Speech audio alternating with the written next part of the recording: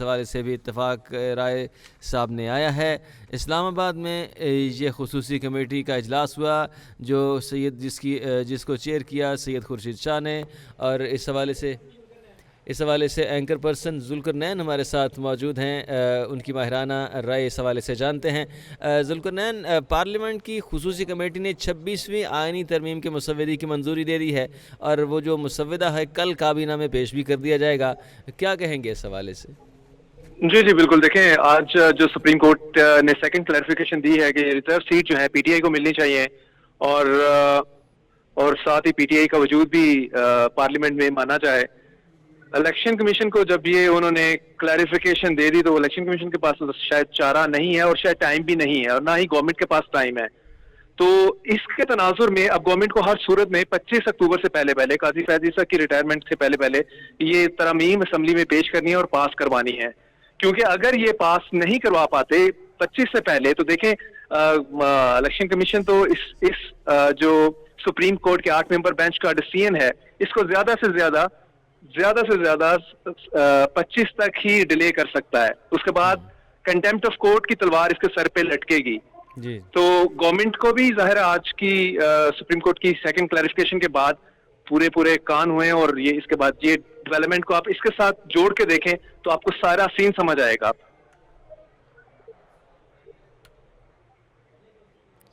जी जुल्करनैन, ये बताइएगा कि अगर इसके बावजूद भी जो है वो अमल दरामद जो है वो नहीं किया जाता और इलेक्शन कमीशन जो है वो चुप साथ जाता है तो फिर कंटेम्प्ट ऑफ कोर्ट जैसे आपने कहा, लेकिन सारी सूरत हाल जो है वो बहरहाल अब वाज़े तो है, लेकिन असल मामला ये है कि ये जो कंटेम्प्ट इसकी जो एप्लीकेशन कौन देगा? कोई भी दे सकता है, पीटीआई में से कोई देगा या कोई भी वकील? जी देखिए, मैं उसमें आपको बताता हूँ।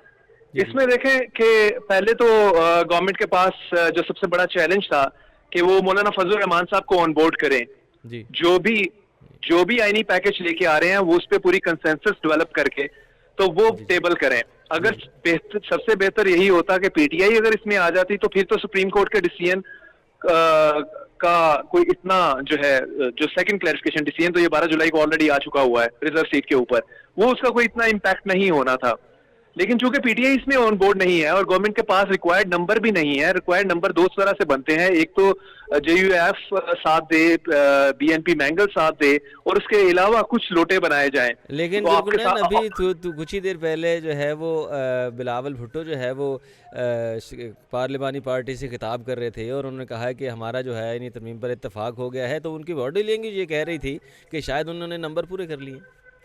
देखिए, मैं फिर आपको ये बताने लगा था कि नंबर पूरा होने की रिक्वायरमेंट जो है ना वो यही है कि आपने पीटीआई के ज्यादा से ज्यादा लोग तोड़ने हैं। अगर आपके साथ मौलाना फजल रहमान नहीं है और बीएनपी मैंगल नहीं है तो फिर तो आपने सारे का सारा आपका दारोमदार पीटीआई के जितने भी आपके नंबर शॉर्ट हैं वो पीटीआई के लोग आप तोड़ें। और वो जाहिर है अभी हमारे पास खबरें सारी आ रही हैं, जिस तरह शाह महमूद कुरैशी का बेटे जो है जैन कुरैशी उनकी वाइफ के हवाले से है और कोर्ट ने भी इसका नोटिस लिया है कि उनको उठा लिया गया है। इसी तरह बहुत सारे और लोग हैं जिनके किसी का बेटा उठाया गया है, किसी का भाई उठाया गया है।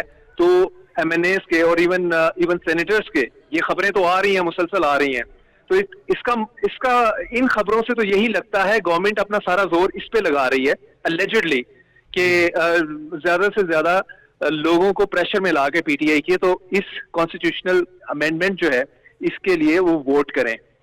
तो फिर अगर मौलाना साहब नहीं भी मानते तो वो कहते हैं नो प्रॉब्लम, ना माने, हम दूसरी तरह से अपने नंबर पूरे कर लेंगे। और उनके पास सिर्फ 7 दिन है, मैं आपको बताऊं, इसके बाद इनके पास टाइम नहीं है। ये जो शाह साहब के भी आपने कमेटी के हवाले से भी जिक्र किया और आगे कैबिनेट में पेश होगा, इसीलिए है कि हर सूरत में 25 अक्टूबर से पहले, दैट इज द डेडलाइन, इन्होंने ये कॉन्स्टिट्यूशनल पैकेज पास करवाना है।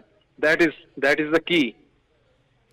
अच्छा जुल्करनैन, इसका मतलब फिर ये हुआ कि ये जो जैसे अभी आप कह रहे थे कि 7 दिन है, 7 दिन के अंदर अंदर कुछ कर पाए तो अगर नहीं तो फिर आपको क्या लगता है कि एक मखसूस एक्सटेंशन जिसके लिए ये सारे जतन किए जा रहे हैं तो फिर वो एक्सटेंशन तो गई?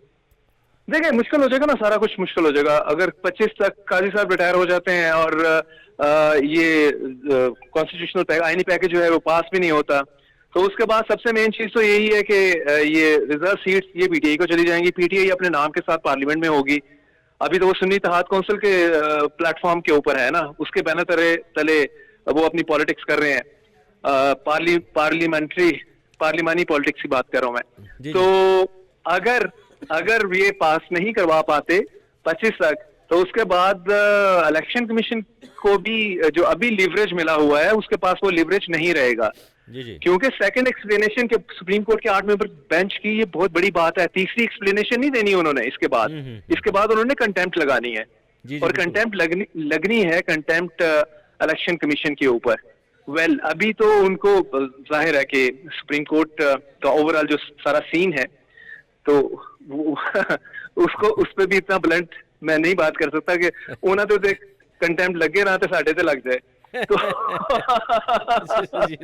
तो to understand the whole scenario is this, government के पास टाइम एकदम से कम रह गया है सुप्रीम कोर्ट की। आज सुप्रीम कोर्ट 8 मेंबर बेंच की सेकंड एक्सप्लेनेशन के बाद गवर्नमेंट बिल्कुल रश कर रही है अपने एलाइज की तरफ। और आज जिसे कह लें कि ओवरनाइट मीटिंग चलती रहेंगी गवर्नमेंट के कैंप पे और coming up with that solid strategy. जिससे फिर इसका मतलब ये कि इसके बिलावल के इस बयान को इस जो है वो पार्लिमानी पार्टी से जो खिताब कर रहे थे तो वो उसको सिर्फ सियासी बयान समझा जाए, इसके ऊपर जो एक आम पाकिस्तानी है जो बड़ा सीरियस, मतलब अगर बॉडी लैंग्वेज की बात की जाए तो वो बड़े एतमाद नज़र आ रहे थे, बड़े कॉन्फिडेंट लग रहे थे कि जी आईनी तरमीम पर हमारा इत्तेफाक हो गया। इसका मतलब ये भी हुआ स्ट्रेट सी बात है कि नंबर जो है वो पूरे कर लिए गए। देखिए इसको दो तरह से आप देखें। एक तो ये है कि जब उनकी मीटिंग हुई कराची में मौलाना फजल रहमान साहब के साथ और फिर मौलाना साहब की और बिलावल साहब, जरदारी साहब और ये मिले शरीफ ब्रदर्स से यहाँ पे ड्राइव इन में, तो उसके बाद भी वो वेरी कॉन्फिडेंट थे और उन्होंने ये भी कहा था कि भाई पहले मौलाना साहब के साथ इत्तेहाद हो गया था हमारा, कंसेंसस हो गया था आईनी तरमीम के ऊपर हमारा और जो यूएस का, अब पीएमएल नून के साथ भी हो गया, तो 3 पार्टी सेम प्लेटफॉर्म के ऊपर है। लेकिन उसके बाद मौलाना साहब ने कल बम फोड़ दिया। उन्होंने कहा जी कोई इस किस्म का अभी कंसेंसस फाइनल नहीं हुआ, बहुत सारी चीजें रहती हैं। और उन्होंने साथ में वो पॉइंट रेज करना शुरू कर दिया कि जो आप आर्म ट्विस्टिंग कर रहे हैं, जिस तरह से आप लूटे बनाने की कोशिश कर रहे हैं। पहले तो होता था मनी बैग्स ओपन करते थे, पैसे से आप बाय कर लेते थे। अब पैसे से बियॉन्ड चला गया कि आप लोगों के मतलब किसी का बेटा उठा रहे हैं, किसी की वाइफ उठा रहे हैं। तो जो आर्म ट्विस्टिंग का लेवल है, ये मौलाना साहब ने इस पे बहुत गुस्सा दिखाया है इनको और पब्लिकली ये बात की है।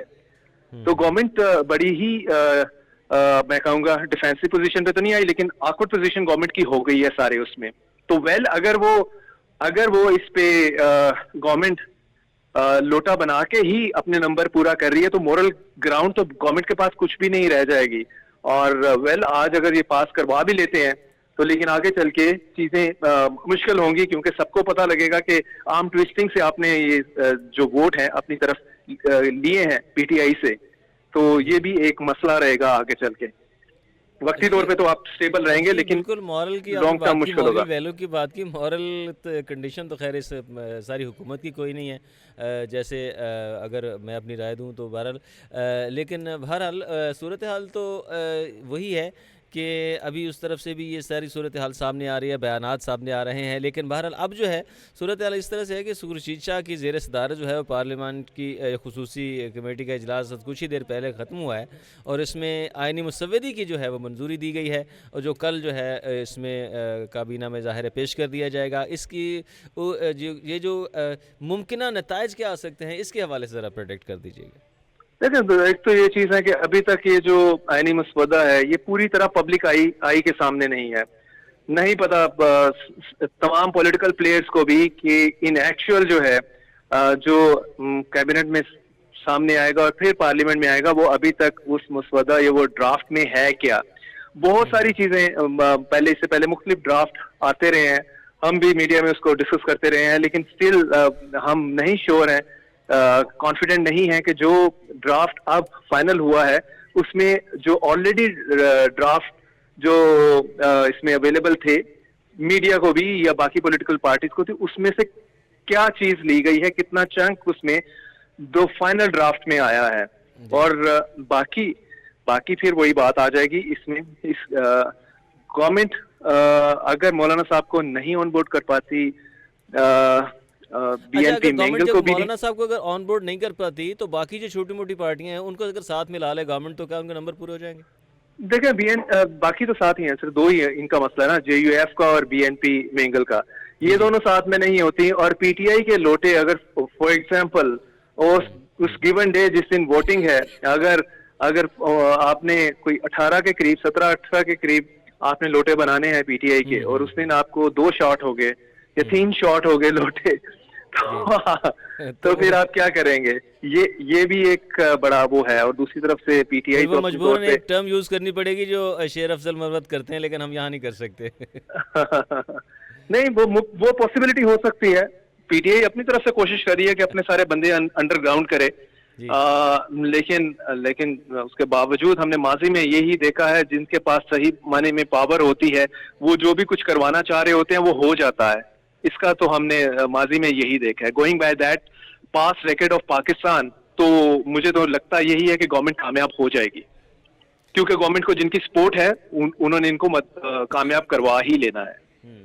अच्छा, ये है, आपकी दैट राय इज। यही है कि गवर्नमेंट जो है यकीनी तौर पर जैसे बड़े कॉन्फिडेंटली आप कह रहे हैं कि ये मनवा ही लिया जाएगा हमारा, यकीनी तौर पर सिटिंग गवर्नमेंट जो होती है उसको ये बहरहाल एज होता है, लेकिन बहरहाल कुछ कानून नाम की चीज़ भी यहाँ पर मौजूद है। अगर उसकी पासदारी की जाए तो मेरा नहीं ख्याल कि ये सारी सूरत हाल इस तरह से बन के सामने आएगी जैसे शायद आपकी राय है या और किसी और पाकिस्तानी की राय हो सकती है। बहरहाल मेरी राय आपसे ये मुख्तलिफ है कि बहरहाल कानून एग्जिस्ट करता है, बेशक लूला लंगड़ा सही 37वें नंबर पर सही, लेकिन बहरहाल एग्जिस्ट तो करता है ना सर। नहीं, कानून की बात तो बिल्कुल ऑल टुगेदर डिफरेंट है। अगर हम कॉन्स्टिट्यूशन की बात करें, जो एग्जिस्टिंग कॉन्स्टिट्यूशन है, अगर हम उस पर अमल कर रहे हो तो जिन हालात में हम आज खड़े हैं वो आए ही ना, चाहे ना वो हम्म। इकोनॉमिक फ्रंट पे ना ही अदरवाइज। जहाँ हम्म। जिस जगह पे हमारी पॉलिटिक्स चल गई हुई है, अगर हमने वाकई कॉन्स्टिट्यूशन को फॉलो किया होता तो इस जगह पे कभी भी पॉलिटिक्स ना होती। तो वो तो एक पूरी पूरी की पूरी डिबेट है, पूरा दिन शायद कम पड़ जाए जो कॉन्स्टिट्यूशन के ऊपर हम बात करें और कितना हम उसको फॉलो कर रहे हैं और कितनी उसकी वायलेशन चल रही है। लेकिन जो मेजर इशू ये है कि हम वक्ती तौर पे जो चीज हमें रिक्वायर्ड होती है, हम उसके मुताबिक ही उस कानून एकदम से कानून अगर हम पार्लियामेंट से नहीं बना पाते, हम ऑर्डिनेंस ले आते हैं, और ऑर्डिनेंस से वो वक्ती उसका जो भी हमारी रिक्वायरमेंट होती है वो हम पूरा कर लेते हैं। यही काम चलता आ रहा है और इसमें अभी कोई रुकावट नहीं है। सिमिलरली जो इसमें रुकावट डाले वो रुकावट हम उस रिमूव कर लेते हैं। उसके लिए हमें जिस एक्सटेंट तक भी जाना पड़े हम जाते हैं। ये हमारी बड़ी बैड हिस्ट्री है, लेकिन है अनफॉर्चुनेटली। तो इसलिए ये बात कर लेनी आसान है कि जी कि कॉन्स्टिट्यूशन और लॉ को फॉलो किया जाए, उसके मुताबिक जो चीजें हों, लेकिन ऑन ग्राउंड चीजें बिल्कुल डिफरेंट हैं, और कंट्रीज लाइक अस में तो और चीजें ये मुश्किल हैं। तो ये है इसकी quite unfortunate state of affair with regard to implementation of constitution या फॉलोइंग ऑफ द कॉन्स्टिट्यूशन को लेके। अभी अगर बात करें जुल्करनैन बिलावल भुट्टो की, तो ज़ाहिर है उनके नाना ने ये लॉ बनाया और अब वो जो है वो उनको बड़ी